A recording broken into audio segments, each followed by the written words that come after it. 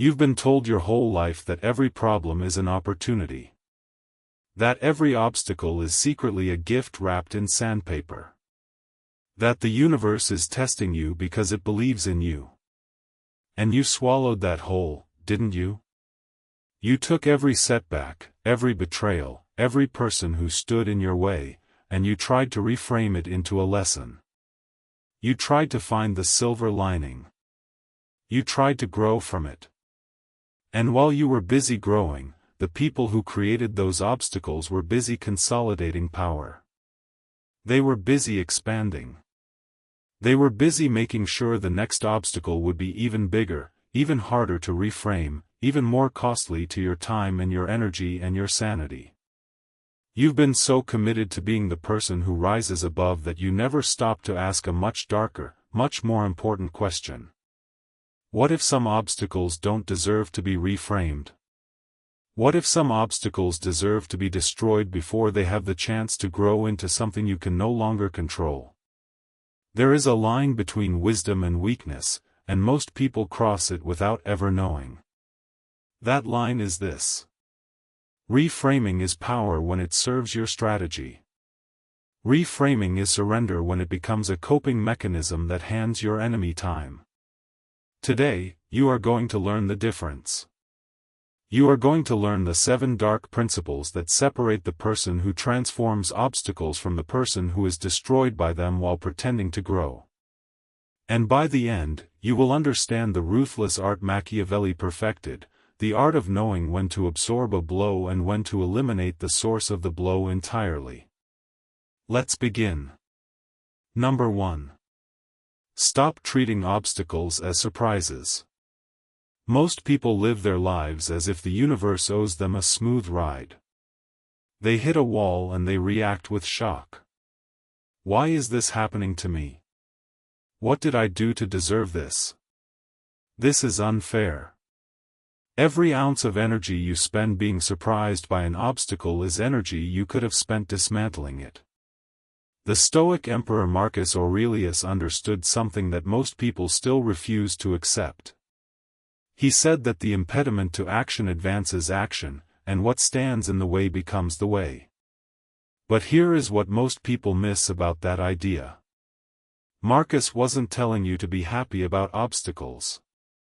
He wasn't telling you to smile while someone pushes you down. He was telling you to expect resistance so completely that when it arrives, you feel nothing. No shock. No outrage. No wasted emotional energy. Just clarity. Obstacles are not exceptional. They are the terrain. They are the normal, expected landscape of any meaningful pursuit. When you walk through a forest, you don't scream at every tree in your path. You walk around it. You climb over it. Or you cut it down. You don't sit at its base and ask the universe why this tree exists. The same is true for every obstacle in your life. The moment you stop treating obstacles as unfair surprises and start treating them as expected terrain, something shifts inside you. The shock disappears. The outrage evaporates. And what remains is pure, cold, strategic clarity. That clarity is your first weapon. Most people lose their power in the first 3 seconds of encountering a problem. They feel the emotional spike. Their body tenses. Their mind floods with narrative. This is a disaster. This is going to ruin everything. I can't believe this is happening. And in those 3 seconds, they hand their power to the obstacle. The strategic person feels nothing in those 3 seconds. Nothing. They observe. They assess. They name the obstacle without emotional language. Not "this is devastating." Just "this is a problem." Not "my life is over." Just "this situation has changed." The words you use to describe an obstacle to yourself determine everything about how you respond to it. Strip the emotional language away and the obstacle shrinks to its actual size. Keep the emotional language and the obstacle grows in your mind until it becomes insurmountable. Here is the principle. Perception is not passive. Perception is the first act of power. How you see the obstacle in the moment you encounter it determines whether you become its victim or its master. Most people see obstacles through the lens of fear and ego. They see a threat to their identity, their plans, their self-image. The strategic person sees the same obstacle through the lens of pure objectivity. What is this? What is its actual size? What is its actual threat level? What resources does it require from me? What does it cost me to engage with it versus to eliminate it? This is not coldness. This is precision. And precision is the difference between a person who navigates obstacles and a person who is navigated by them. Number 2. Learn the discipline of inversion before you choose your response. Every obstacle contains a hidden opposite. This is one of the most powerful ideas in all of strategic thinking, and almost no one uses it deliberately. When you face an obstacle, your instinct is to look at it head-on. You see the problem. You see the block. You see the barrier. But every negative contains a positive corollary if you have the discipline to flip it. A setback forces resourcefulness. A constraint drives creativity. A failure teaches what success never could. A betrayal reveals who your real enemies are. A loss creates space for something new. This is not optimism. This is inversion. It is a deliberate cognitive act. You are not pretending the obstacle is good. You are examining it from every angle to find the advantage that exists within it. Most people never do this because it requires effort. It requires you to sit with the obstacle and turn it over in your mind like a puzzle rather than reacting to it like a threat. But here is the key distinction that separates the wise from the weak. Inversion is a tool for finding advantage. It is not a tool for pretending the obstacle doesn't exist. And this is where most people go wrong. They invert so well that they convince themselves the obstacle is actually a blessing, and then they do nothing about it. They reframe it into a lesson and then they sit with the lesson while the obstacle continues to grow. Inversion without action is denial with better marketing. You tell yourself you're growing. You tell yourself you're learning. You tell yourself the universe is teaching you something. Meanwhile, the obstacle is still there. It hasn't moved. It hasn't shrunk. It hasn't been addressed. You've just changed your feelings about it. And while you feel better, the structural reality of the problem remains unchanged. The strategic person inverts to find the advantage, and then acts on that advantage immediately. They don't sit with the insight. They weaponize it. They find the hidden opportunity and they exploit it before the obstacle has time to adapt. This is the difference. Reframing without action is a coping mechanism. Reframing with action is a strategy. One makes you feel better. The other makes you more powerful. Number 3. Know the difference between adversity and sabotage.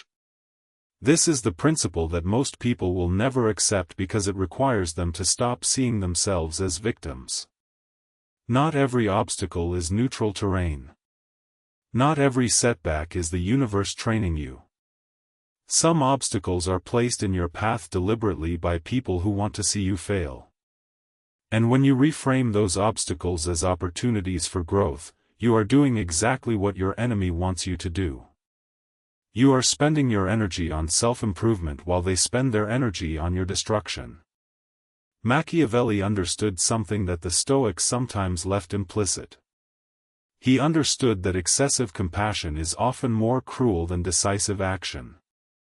When a leader shows mercy to a threat, that threat does not disappear.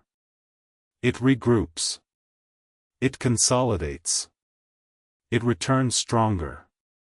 And the suffering that results from allowing the threat to grow is always greater than the suffering that would have come from eliminating it early. This applies to obstacles, not just to people. When you show excessive patience with an obstacle that is actively sabotaging, you are not being virtuous. You are being negligent. You are allowing a problem to compound when you could have removed it at the root.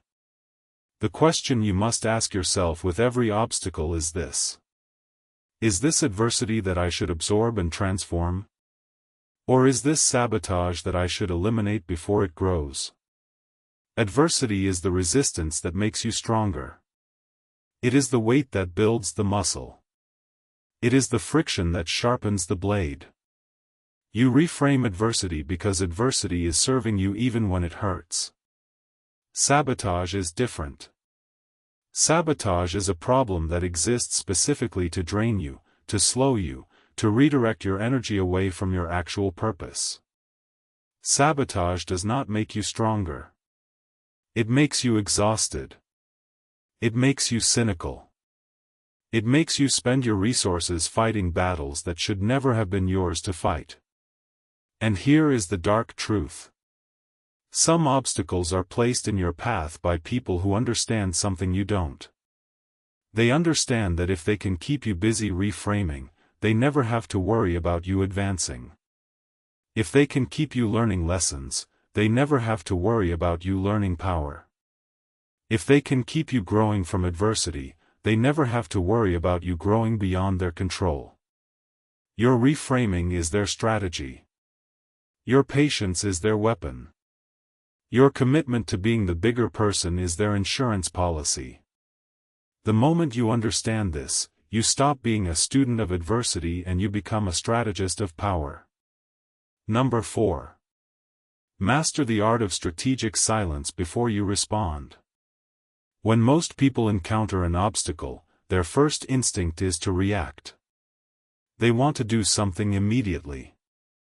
They want to respond, to push back, to fix, to announce, to explain. This is the most dangerous impulse you have. Action without assessment is not power.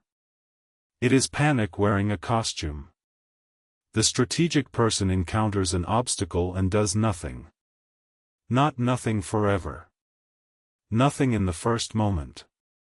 They go silent. They go still. They let the obstacle exist without their reaction for long enough to see it clearly. Silence is not passivity. Silence is the space in which strategy is born. When you react immediately, you are reacting with the emotional brain. You are reacting with fear, with anger, with ego. When you wait, even for a few minutes, you allow the strategic brain to come online. You allow the emotional charge to dissipate. And in that dissipation, the obstacle reveals its true structure. Marcus Aurelius practiced something that most people would find uncomfortable. He would mentally rehearse the worst that could happen before it happened. He would confront potential disasters in his imagination so that when they arrived in reality, they had no power over him. This is the premeditation of evils. And it is one of the most powerful tools you have for maintaining composure in the face of obstacles. When you have already imagined the worst, the obstacle cannot shock you. When you have already felt the fear in advance, the fear cannot control your response. You arrive at the obstacle already calm because you have already met it in your mind. This is what composure really is. It is not the absence of fear. It is the result of having already processed fear before the moment required action. Most people think composure is something you are born with.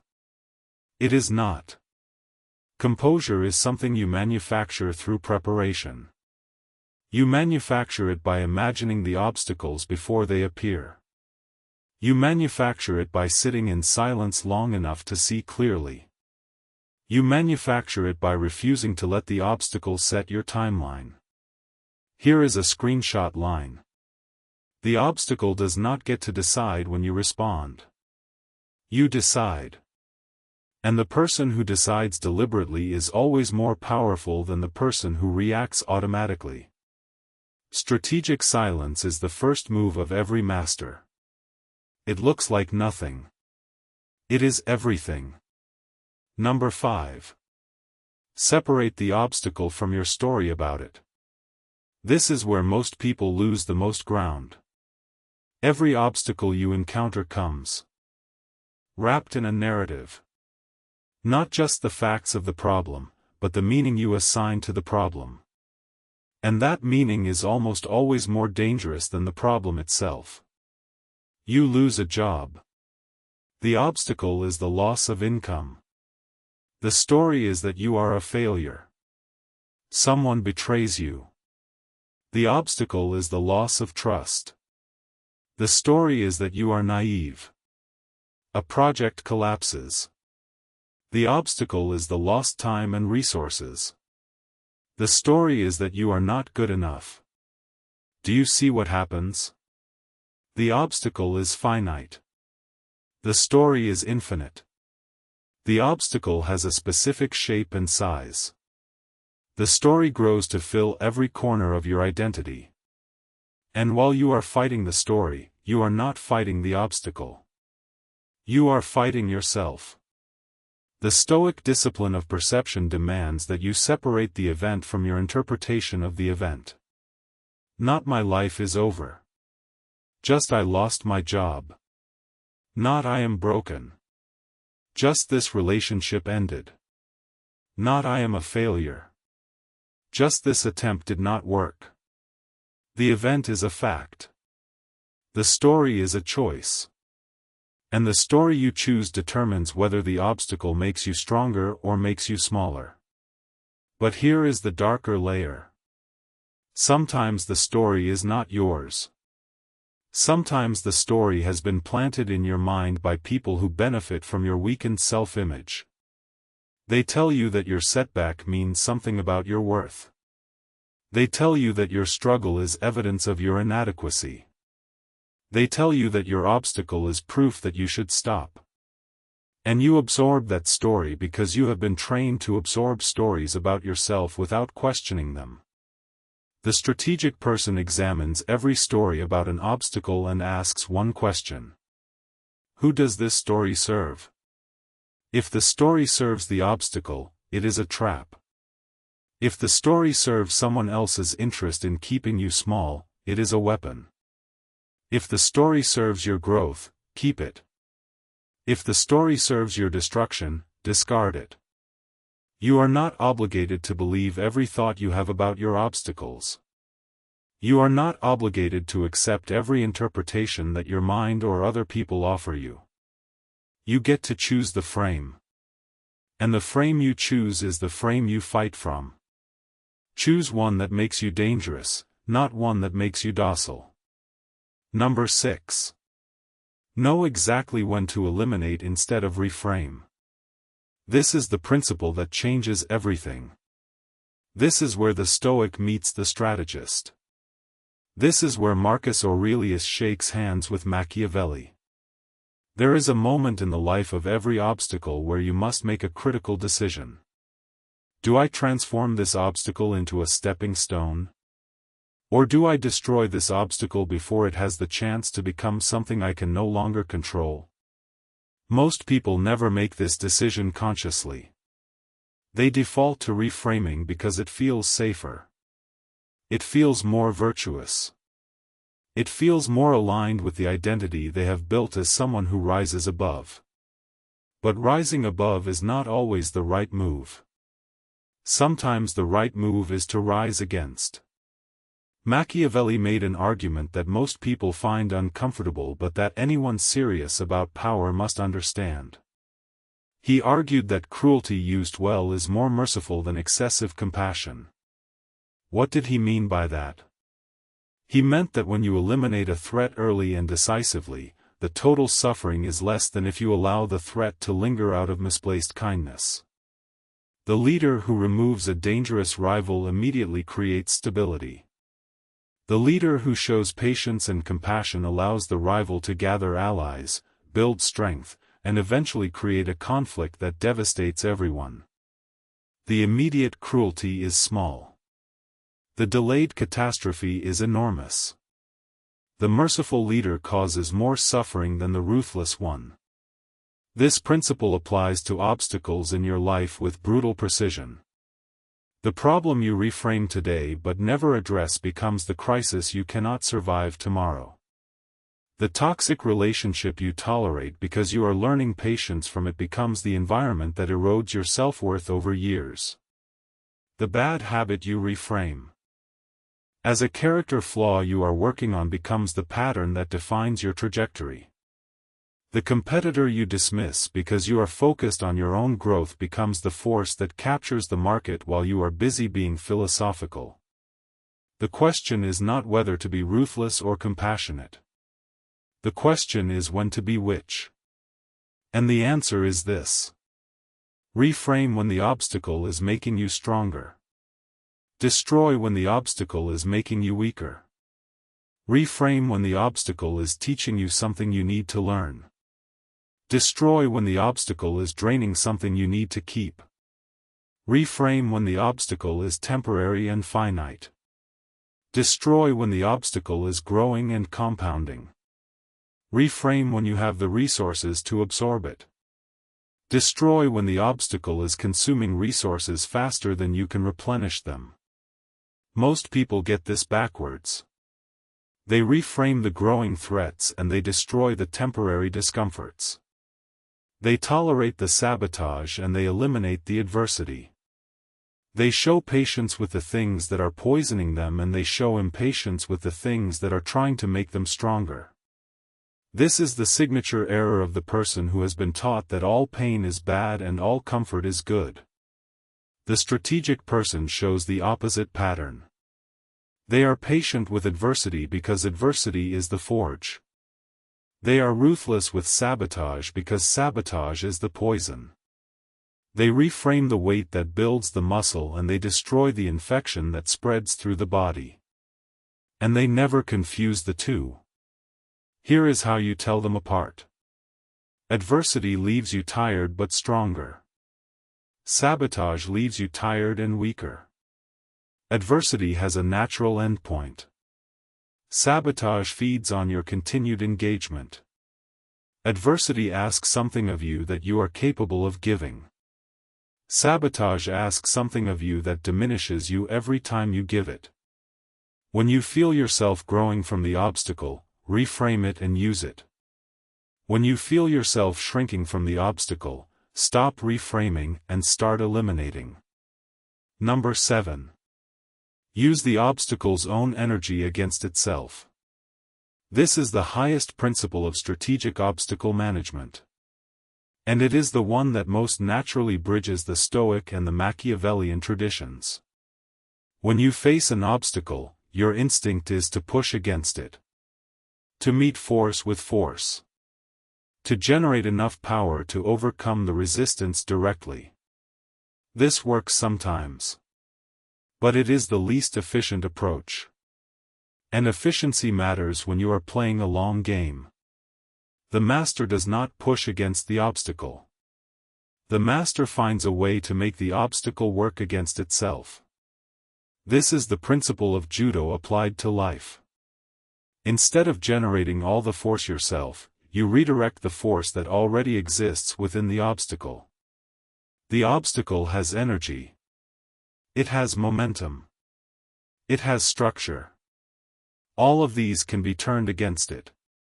A competitor who is aggressive can be goaded into overextending. A critic who is loud can be given enough rope to discredit themselves. A limitation that constrains you can be used to constrain everyone else who faces the same limitation. A failure that would embarrass you can be reframed as a bold experiment that makes you look more courageous than the people who never tried. The obstacle is not just a barrier. It is a source of energy that you can redirect. But this requires a fundamental shift in how you see obstacles. Most people see obstacles as things that exist to stop them. The strategic person sees obstacles as things that exist to be used, not endured, not overcome. Used. Every obstacle has a weakness. Every barrier has a crack. Every resistance has a point where it collapses under its own weight. Your job is not to generate enough force to break through. Your job is to find the crack and apply pressure there. This is what it means to be dangerously clever. Not loud. Not aggressive. Not forceful. Clever. The person who can see the hidden structure of an obstacle and exploit it is far more powerful than the person who can generate enough force to push through it. Force is finite. Cleverness is infinite. Force exhausts you. Cleverness energizes you. Force creates resistance. Cleverness creates collapse. When you use an obstacle's own energy against itself, you don't just overcome the obstacle. You become stronger for having encountered it. Not because you suffered through it, but because you extracted something from it that you could not have gotten any other way. This is the deepest meaning of the idea that the obstacle is the way. It doesn't mean the obstacle is good. It means the obstacle is material. And material can be shaped. Now let me bring this together because the distinction I am about to draw is the one that will determine whether you spend the rest of your life growing or the rest of your life being consumed while you tell yourself you are growing. Reframing is a tool. It is not a worldview. When you make reframing your entire identity, you become a person who can tolerate anything. And the person who can tolerate anything is the person who will be made to tolerate everything. There is a difference between resilience and tolerance. Resilience is the ability to absorb a blow and return stronger. Tolerance is the willingness to absorb a blow and call it growth. Resilience is strategic. Tolerance is passive. Resilience serves you. Tolerance serves the people who are hitting you. The Stoics understood resilience. They did not preach tolerance. Marcus Aurelius did not sit in his tent while enemies gathered at the borders of Rome and tell himself that the invasion was an opportunity for personal growth. He prepared. He strategized. He acted. He met the obstacle with the full force of his mind and his will. And when the obstacle needed to be destroyed, he destroyed it. The Stoic reframes adversity because adversity is the material of character. But the Stoic also eliminates threats because threats are the enemies of everything character is built for. You do not build character to tolerate destruction. You build character to prevent it. Machiavelli took this further. He said that the person who wants to be good in all things will come to ruin among many who are not good. He understood that the world contains forces that will not be reframed. That will not be turned into lessons. That will not respond to your inner peace or your personal growth. Some forces respond only to one thing: decisive elimination. The mature mind holds both truths simultaneously. Some obstacles are the path. Some obstacles are on the path and need to be removed from it. The question is never whether to reframe or to destroy. The question is which one, and when. And the answer comes from a single test. Does this obstacle make me more powerful or less powerful? If it makes you more powerful, reframe it. Absorb it. Transform it. Let it forge you. If it makes you less powerful, do not reframe it. Do not tolerate it. Do not grow from it.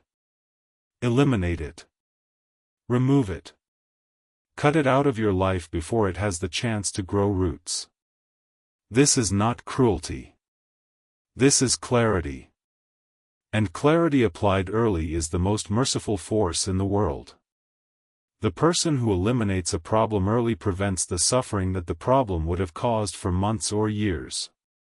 The person who tolerates a problem because they want to be the kind of person who rises above causes more suffering than they prevent, including their own. Let me give you the principles one final time so they live in your mind as a single system. 1. Stop being surprised by obstacles. They are the terrain. Expect them and you keep your power. 2. Invert every obstacle to find its hidden advantage. But act on what you find. Inversion without action is denial. 3. Distinguish adversity from sabotage. Adversity builds you. Sabotage drains you. Never confuse the two. 4. Practice strategic silence. The obstacle does not set your timeline. You do. 5. Separate the obstacle from your story about it. The story is a choice. Choose one that serves you. 6. Know when to eliminate instead of reframe. If it makes you stronger, transform it. If it makes you weaker, destroy it. 7. Use the obstacle's own energy against itself. Be dangerously clever, not blindly forceful. These 7 principles form a single system. And that system rests on one foundational idea. Reframing is power when it serves your strategy. Reframing is surrender when it becomes denial that hands your enemy time. Most people reframe because they are afraid to destroy. They tell themselves they are being wise. They tell themselves they are being patient.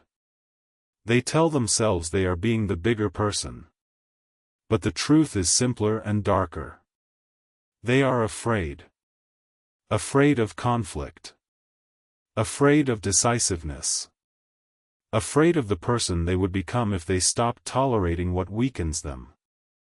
And that fear is costing them everything. Every day you reframe a threat that should be eliminated is a day you give that threat to grow. Every week you tolerate sabotage because you are learning patience is a week you lose ground you will never recover. Every month you sit with an obstacle that is draining you while you tell yourself you are growing is a month you trade your actual power for a story about resilience. You are not being resilient. You are being consumed. And the worst part is that you are doing it to yourself. The good news is this. The moment you see the pattern, you can break it. The moment you understand that reframing and eliminating are both tools in your arsenal and that neither one is inherently more virtuous than the other, you become free. Free to grow from adversity. Free to destroy sabotage. Free to choose your response based on what serves your power, not based on what protects your self-image as a good person who rises above everything. The strategic person does not rise above everything. The strategic person rises above what deserves to be risen above and eliminates what does not. And they never apologize for knowing the difference. This is the ruthless art Machiavelli perfected.